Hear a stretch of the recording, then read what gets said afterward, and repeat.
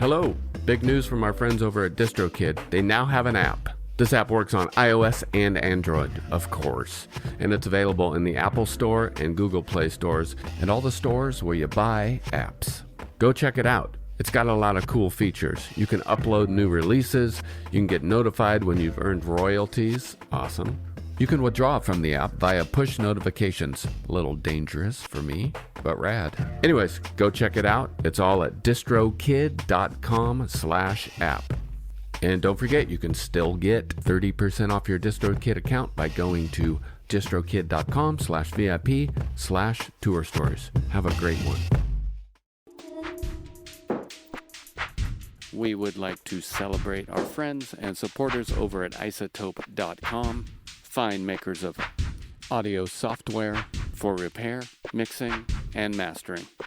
You know their goods: RX10, Neutron 4, Ozone 11, Nectar 4. Chris and I love them, we use them, and we know you'll love them too. And right now they're having a New Year's sale on many of their software bundles. Go to isotope.com and check it all out. And use code RUIN10 when you check out to get your discount. Again, it's izotope.com. And enjoy. Hello, Tour Story listeners. Thank you for your continued support, and welcome to Season 4. I'd like to take a second to thank our friends and sponsors over at Isotope. Here at Ruinous, Chris and I rely heavily on easy-to-use tools like RX and Ozone for all of our audio repair, mixing, and mastering. Now, Tour Story listeners can get 10% off Isotope plugins or try Music Production Suite Pro for free for 30 days using code FRET10. That's FRET10. To get your discount and check out all of their easy-to-use products, go to isotope.com/ruinous.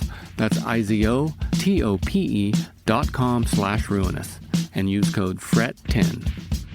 And thank you for listening. What's up, Jason? Hey, Joe. What are you doing? Sounds funny. You like that ambience? I do. I'm in my driveway. I'm on the I-5 corridor, which I've been driving since I was, probably 19 years old. And I am headed down to Seattle to unload a bunch of gear, help unload, to begin rehearsals, to get back on our course and make the rounds as a band. All right. How many times do you think you've made that drive? I have made this drive. How about instead of number of drives, let's go with mileage. I'm going to say I have clocked, I'm going to venture to say upwards around 200,000 miles on the I-5 corridor between Bellingham and Seattle in my lifetime. Since I've been behind the wheel. That's what I'm going to guess. I did the southern version of that drive from Portland to Seattle for 11 years. That's a little long. That's twice the distance. Yeah. I got out of thinking about it as mileage. Yeah. It was when I left. If I didn't leave by 9 going south, and then I'd hit traffic there and I'd waste all this time. But, one thing I did was... Between Olympia and Portland, it's great, right? Because there's nothing. Yeah, until you hit Vancouver. And without jumping right into drum nerdery, it is... I did practice a little bit, but, my right foot, my gas pedal... You have to have it on cruise control or you're going to have terrible gas mileage. Thanks for reminding me. I'll do that right now. Yeah, do cruise control and drive safe, please. I will. What have you been doing? I know you made a record, but what else have you been doing in the last, 2 years even? Yeah, exactly. I've been doing a lot of work at home. Thankfully, I had the foresight many, many years ago to build a studio in my house. So yeah, when all flights were grounded, March of 2020, and it was very clear that I wasn't going anywhere for a while. It was nice to have a spot where I could literally go and sit down and hit record first thing in the morning, and, mix a song late at night or around the clock. I mean, it's also a detriment because my wife and kids sometimes don't see me for full days. Right. But it was really great to have a spot that worked well for doing remote session work. And I think that in the last 2 years, I've done more session work at home than I have in the past 10 years. Yeah. just because it was a combination of saying yes to everything, and I think everyone else was doing the same thing. So people couldn't leave, you couldn't go to the studio, and it was just kind of a new way of life. Plus, I remember, in the middle of 2020 being like, wow, is this it? Like, is this the new, am I done touring? Have I put the last stamp on my passport? Like, not to get all dark. Like, I knew that the world would come back around, we would be traveling, but I was like, this is maybe the new gig. So I'm just going to go for it. And were you working on your stuff and sessions with other people? Death Cab did a ton of demoing preparation for this new record. But besides Death Cab tracking, I did a session work for a number of people and producers and licensing work, kind of soundtracky stuff. Did some work for Netflix, License Lab, Andy Park, producer in Seattle, Rich Costi, Malay, producer out of LA, random artists that would reach out over Instagram for had a track or two, and all that. I was also trying to make time to teach, so I did a lot of online teaching people, which was nice because that whole Zoom platform and having multiple cameras in a studio at home, I could send good sound, kind of opened up the world to teaching possibilities, and I stayed very, very busy. I will just say that. Yeah. You take any of those Juliana improv classes? Yeah, I didn't do any of his improv classes. I should have. I know Mark. It would have been totally beneficial, I'm sure. But it was killer. I did one. I bet. Yeah? Yeah. That's nuts. It was killer. It was fun. Yeah, I mean, say what you will about this pandemic. I mean, I'd rather have gone through the past few years of not having a pandemic. Sure. But, I read, I don't know if it was New York Times or the Atlantic or somewhere, I read an article where someone referred to this as the Great Pause, the Great Depression with a great pause. And it was nice to not have any other choice but to go about your life differently. Yeah. And I think that a lot of musicians discover things about themselves and also pull back the curtain on what they do and make time for other things. So the new record, Asphalt Meadows, comes out September 16th, right? Yeah. And the record before that, Thank You for Today, was 2019 or 18? I think it was 2019. Yeah. I'm just wondering, I can't remember, did you sneak in touring? I guess you wouldn't have had to if it was 18. We did. We toured, yeah. I think the record came out in 18 and we toured in 19. Or it came out early in 19. We toured all of 2019. I don't remember it being like one of those 2-year or 18-month album cycles. I think we toured for about a year on that record. But it was a while ago, especially with the Great Pause. Like, it's hard to keep track of how long ago it was. It seems sometimes like it was 5 years ago. But you got the muscle still, you think? Tour muscle? Yeah. That's funny, man. I'm wondering the same thing. I think there's a lot of different muscles people don't think about. I don't think that you have tour muscle until you've been on tour, personally. Yeah. But I also subscribe to the work smarter, not harder. So if I just sat down behind the kit for, say, a 5-week tour tomorrow, I'm not going to try and play like when I left off last album cycle. So I'm not going to hit that hard. I'm not going to play that fast. I'm not going to take that many chances. So I stay in shape at home in terms of putting in time behind the kit.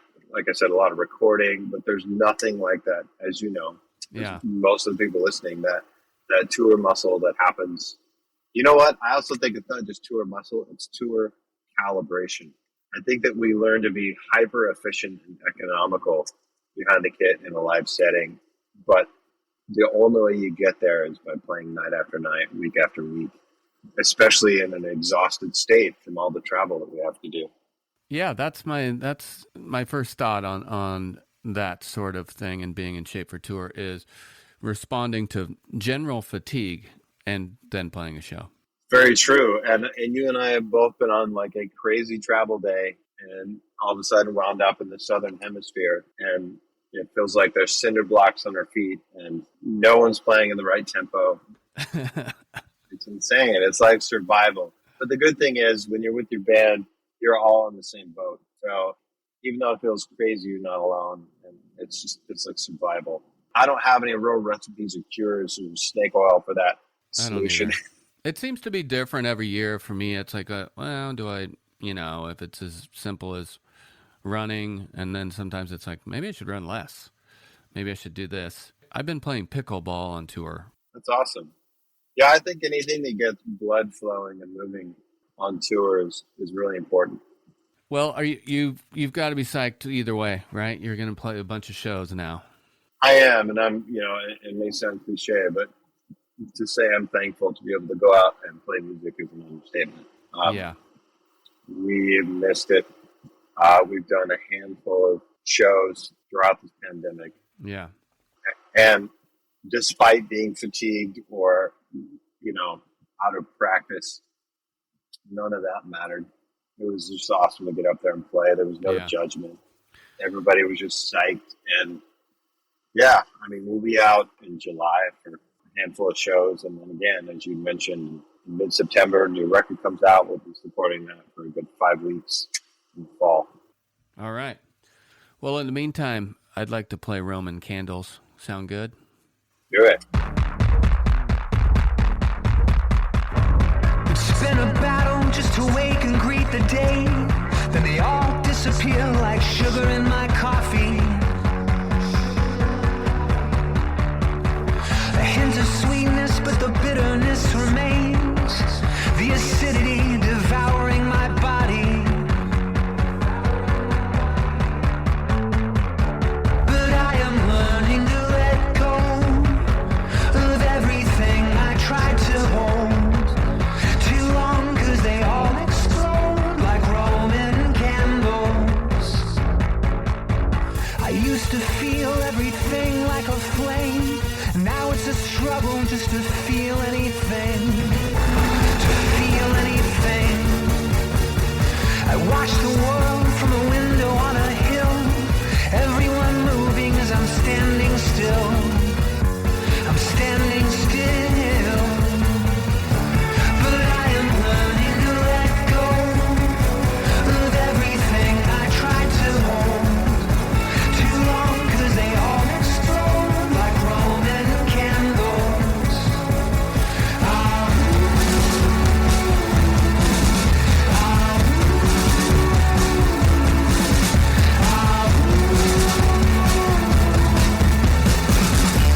And I am learning to let go of everything I tried to hold too long, 'cause they all explode like Roman candles.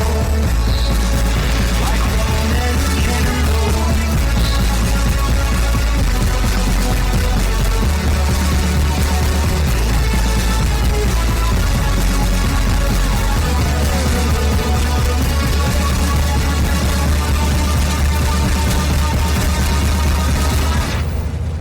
That's a hot track, man. It's literally hot. Well, I don't know if it's literally hot. That's not the right way to put it, but it is on fire, man. Sonic fire. It's brutal in a great way. You're kind of jam. Yeah. No offense to all the people that wrote incredibly tender, possibly depressing songs over the course of the pandemic, but I think that a lot of people have been tired of feeling that way, and they would like to pick up the energy a little bit. Yeah.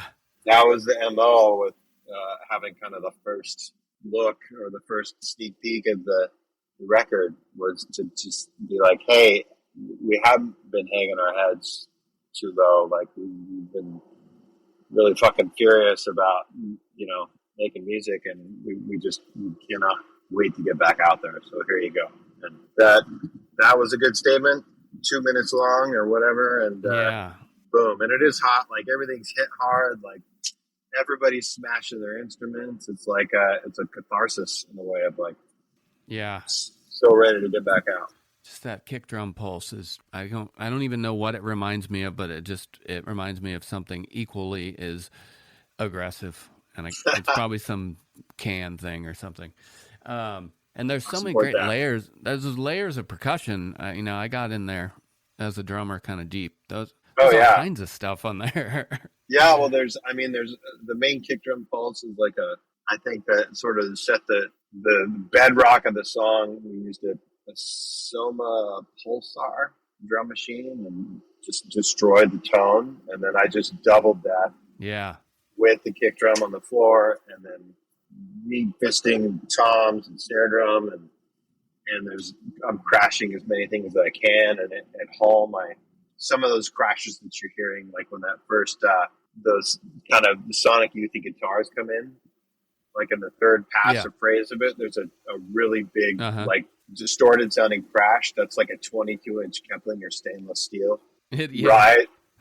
Might be two of them, like in my boiler room at home, like a concrete room. So after we tracked that song with Congleton for the whole record, I sent him like huge folders of percussion overdubs, and majority of those percussion overdubs the rest of the band hadn't heard yet, and they were like the most random shit I could throw at him. So like all of Keplinger's early percussion creations, like weird car parts and hammered pieces of metal, and I was just bashing the shit out of them in some percussive format of each song and then sending them to Congleton. I was like, have at it. And I know that a lot of that wound up in Roman Candles. It's just killer, especially with the old headphones on. Thanks, man. So you started to say you guys made this record probably a combination, as everyone's doing it now remotely, and with Congleton in person, I'm assuming. And I know, and I'm sure you've continued to do this, but on Transatlanticism, you wrote some tunes. I'm assuming you kept writing tunes up until now.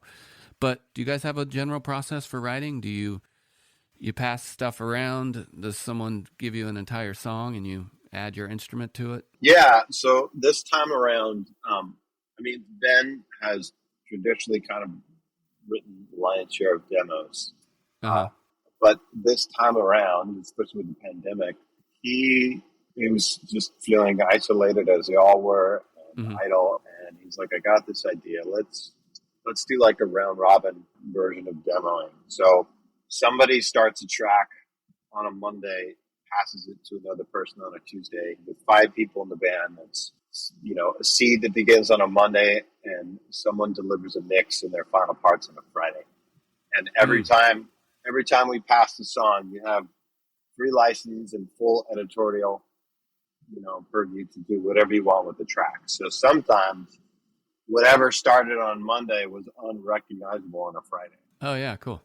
And there were other times when it was just a sort of a track stack and everybody's parts were represented. But the deal was you had to be cool with it. Whatever happened. Yeah.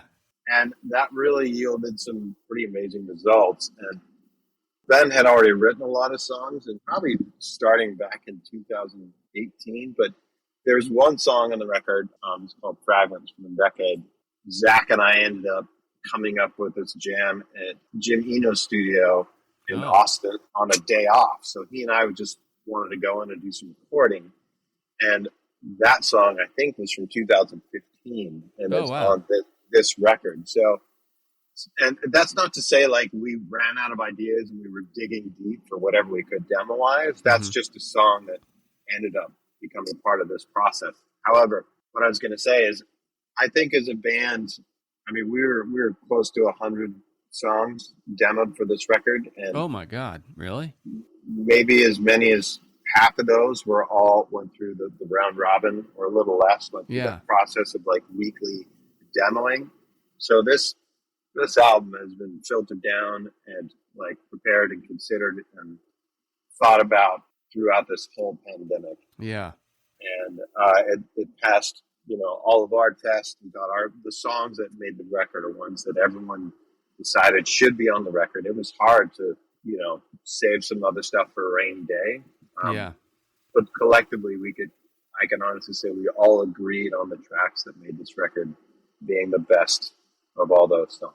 That was the demo process. And again, everybody's skill set and home studio, as varied as that may be, it could be bare bones or it might be a full-blown recording studio. You never knew what you were going to get, but it was always good. That's great, man. That actually sounds really fun. It was, and everybody became a better engineer and a better musician. I think that like there were there was one particular exercise and day where everyone had to play an instrument they had never played before.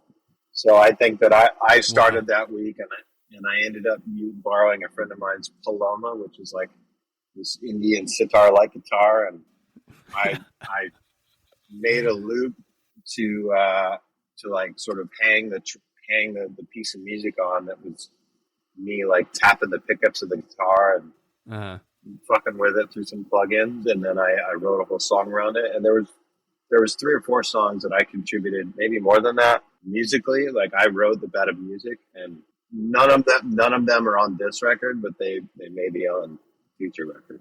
Cool. Yeah, me and you should do that. I would do that with just about anybody. I think that it's a fun process. You know, when you put like, when there are rules to things, I mean, that's what I mean. Putting parameters on something like that, I think you wind up with something at least you can look at, you know? Yeah. I'm jealous of that process. Maybe I'll convince get your guys to do the same thing. The guys to do the same thing. But I will say this: not every week was a win. Right? Yeah. There were. I'm not saying that like there were 56 or whatever 70 weeks of like podium stance, you know, like tracks after that. Yeah. There was some songs like, well, there's always next week. You know, like they were straight up hot trash. But even though we had some songs that were duds, there were maybe 1 or 2 things that were recycled from that week, or, you know, lessons learned that we moved forward. But just to be held accountable every week to record music and to be creative for the course of probably 18 months was, man, I'm so glad we had that experience. You know, to that, I have obviously listened to your drumming for years and years, and watched you play, and I'm sure you've heard this before, but you've got a knack for making something sound simple, but then if you dig into it, it's a lot more thoughtful than people might think. And that includes your bass drum pattern on the verses for Asphalt Meadows. Oh, yeah. At first, I was like, oh, I see this. This is almost like an 80s, like, what was I thinking when I first heard it? We Got the Beat or something, you know, just like a... Oh, nice, yeah. And then you listen to it, and it feels like that, and it feels really good like that. And then I listened to it, and it's like, whoa, it's a little trickier than I thought it was. But it's all kind of illustrated, which is really interesting in production-wise. That kick drum pattern sticks out a lot more when the song gets sucked out and there's that sort of low-pass filter section. Right. And you can really hear the pattern there. Then I thought, I was like, wait, is this like a samba thing or something? But, man, how do you do that? How do you make it sound so simple? And it's... Yeah, funny. Asphalt Meadows, the title track, and for anyone that will hear that song and think that they can totally just tap a constant foot, I hope you can. The verses are in 5/4, and if you stripped out the drums and the rest of the instrumentation and like just paid attention to the bass line, it would seem a little more angular. But something I have done since the beginning of time is make it my mission to play odd times like they're straight.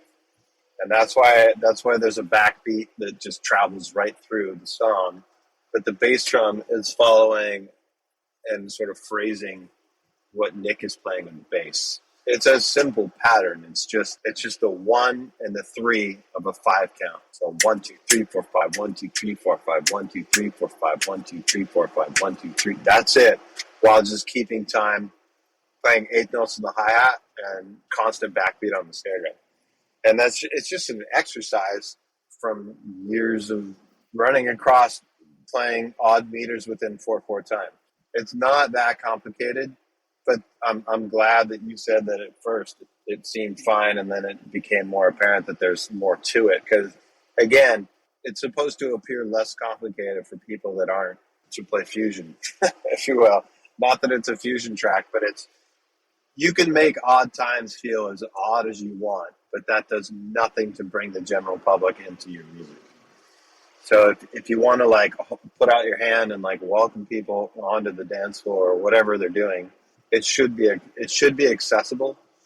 But I appreciate you're saying that there's more to it than that. Yeah, there is. I think there's some 7 on Foxglove Through the Clear Cut, maybe? Like the verses are or something? No, Oh, is Rand that? I'm sorry. McNally Yeah, is that Rand the one. McNally song. Yeah. That's right. And that feels like a 4 because I think the verses or the choruses are 4.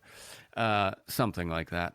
And that song, Rand McNally, seems to harken back to van touring from Ben's lyrics, at least at the top.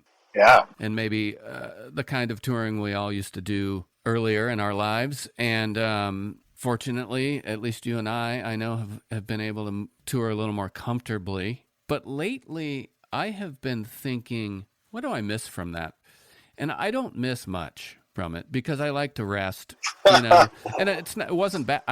It's twofolded. Yeah. I would never, ever want to replace that experience with, and I mean, that experience is probably more important than any kind of touring I'm doing now. But agreed. I don't want to go back to it. No, but like being in a van and watching the sun come up, knowing you've got an 8-hour drive ahead of you before you have brutal, yeah. Before you have to make load in and then really do your work for the day. Like, yeah, I wouldn't replace that for anything either. And there's great stories around all those band trips. But I enjoy the rest. Yeah, me too. As you said, I feel so bad for bands who are opening for Death Cab who were like, oh, we'd love to see the show tonight. Yeah, we got to get a jump on our drive tonight. Like, seriously, chase it up. We're going to drive 3 or 4 hours tonight, and then we'll drive the other 6 in the morning. Crazy. It's just like, oh, my God. Yeah. But maybe if we were on the East Coast, we wouldn't have that problem. But being on the West Coast is... the lonesome, crowded West. It's a commitment. Right?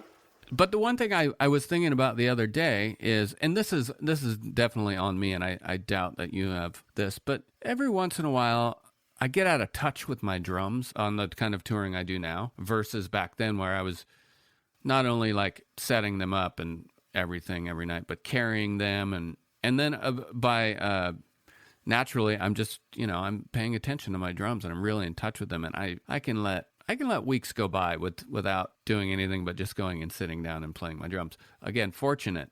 But lately, I've been thinking, and in fact, in the middle of a show when there was about 6 lugs loose, I was like, I'd never let this happen in the old days. I'd be so dialed.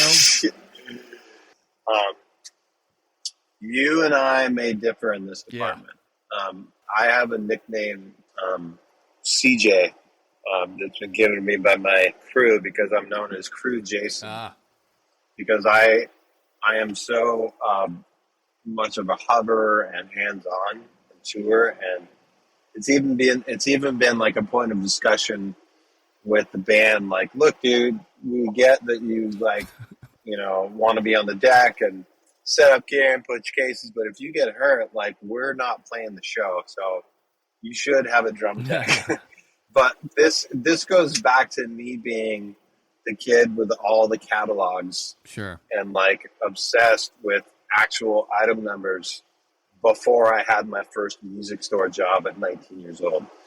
Having a retail background, I mean, there was a time when I worked in 3 different drum shops over the course of 6 years, and one of them was trading musician, and my job there was not only retail, but and for people that don't know, Trading Musician is this great shop in Seattle. But one of my jobs there was to take in trade-ins and rebuild drums, like if they needed love and help. So sourcing parts, and I mean, I have wrapped, re-wrapped, delugged, relugged, built, set up. I have been a full-on drum gear studio engineering, like full-on nerd of all things music related since I was 11 years old. And to this day, when I order heads for tour 4 months in advance, I'm sending an email to the rep using the actual manufacturing codes. Wow. Not what a person would say. So if you say, you have a coded ambassador, I'm going to say I need a BA0114. Because that's how my brain has always worked, and I love it, and it's always been fairly hands-on. So when you say you've lost touch with drums, I never lose touch with the thread count of a tension rod on any number of my drum sets, but I do lose touch with practicing at times and like getting deeply into the art of drumming because of all the other stuff that life throws at you, and because of the rest you need. And I don't know, maybe because I've done it for 35 years and it's difficult to want to get out of bed and recognize making gains when you've been doing something for so long. But I will say, bringing it back to the van life, that when you're in a van and you're trying to make it and the bus seems unobtainable, I think there's a lot to be said for the amount of growth that musicians both need and experience in that window. When you're super obsessed with trying to make a career out of being a musician. Yeah. And, it's like those drives to Portland, right? When you're doing it all the time, you're like NASCAR, man. You're like Lewis Hamilton. You're like, I am such a good driver because I spend so many hours behind the wheel. And I equate that to being on tour all the time, or you know, moving your own drums, setting up your own gear. Like, you really get to know your instrument, and that's been the greatest development. I mean, that's like all the jazz greats. You know, that's why they're so heavy. Yeah. Is like playing, you know, every night of the week, 3-hour sets and moving all their own gear. They never practiced. All they did was play. All they did was work. Right. One other thing I developed a real appreciation for tour managers.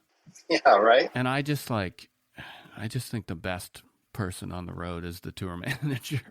Gabe? And Gabe in particular. Maybe it's just Gabe, but man, it's because we were all doing that tour managing back then on our own in a variety of ways. Oh, dude, I know everything about my drums, but I don't know where I'm going. I want to ask you this question. I've only asked a few drummers this, but I'd like to ask every drummer this. This is a goofball question, and it's a goofball reference, but it'll be fun. If you could go get coffee with any drummer, living or dead, Bonham. Any car you want, living or dead, what car, what drummer? Bonham, for sure. Okay. He had like all those hot rods. Yeah. Know? So you take one of his hot rods? He was a car. Yeah, I'm sure I'm not the only guy that answered that question, but I would say Bonham. I mean, the guy has just fascinated me my whole life, and I've heard stories about Bonham wanting to make different choices for the records, and the band constantly reeling him in and having him play it far more simply than he wanted to, and or was capable of. I mean, you hear that on a lot of live Zeppelin records, but am I allowed to have a second choice? Yeah, that's fine. I mean, if Bonham's just like, I'm sorry, too many people have chosen John Bonham. He's busy. I would say Jackie Liebesy can. What car? Probably something really fast on the Autobahn. Mercedes, maybe. Yeah, Mercedes on the Autobahn, and talking about his sort of theory behind patterns and sort of their cosmic place and the way that he developed his whole rhythmic system. Yes. I think that he was so far ahead of his time as a player and with his sound palette. He's could be my favorite drummer of all time. Yeah. My last response to this was Dave Grohl in a Datsun 510 78, because I think that would just be so fun. That would be amazing. Yeah. But I've got a new one, and it would be George Hurley from the Minutemen and Firehose. Yeah? In D. Boone's Volkswagen Bug, the one that's on the cover of Double Nickels on a Dime. That would be amazing. Yeah. Yeah. What a great record, too. Yeah. Talk about drumming influence. There it is right there for me.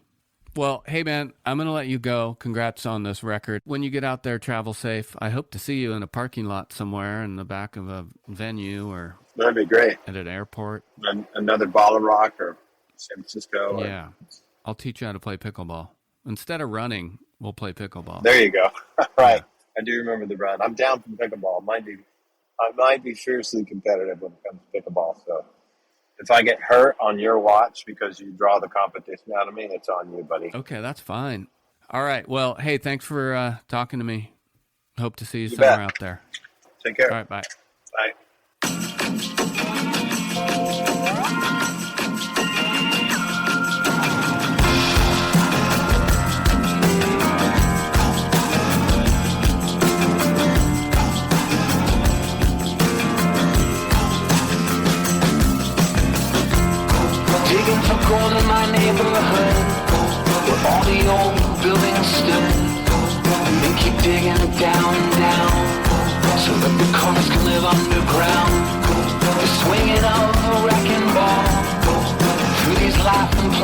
walls, is letting all the shadows free. The ones I wish to follow me, follow me, follow me. Please don't follow me, follow me.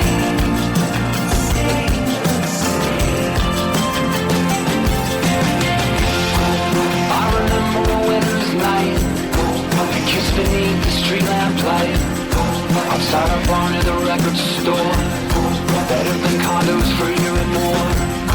Now that our haunts have taken flight and been replaced with construction sites, oh how I feel like a stranger here, searching for something that's disappeared, digging for gold in my neighborhood, for what they say is the greater good, but all I see is a long goodbye, a requiem for a skyline.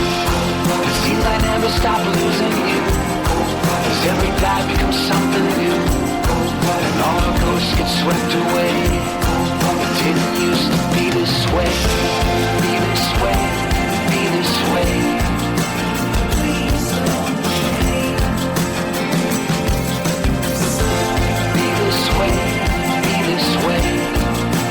Stay the same. Be this way, be this way.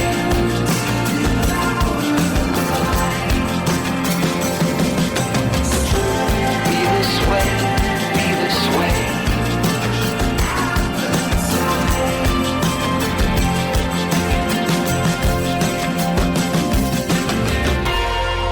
I've ascribed these monuments a false sense of permanence. I've placed faith in geography to hold you in my memory.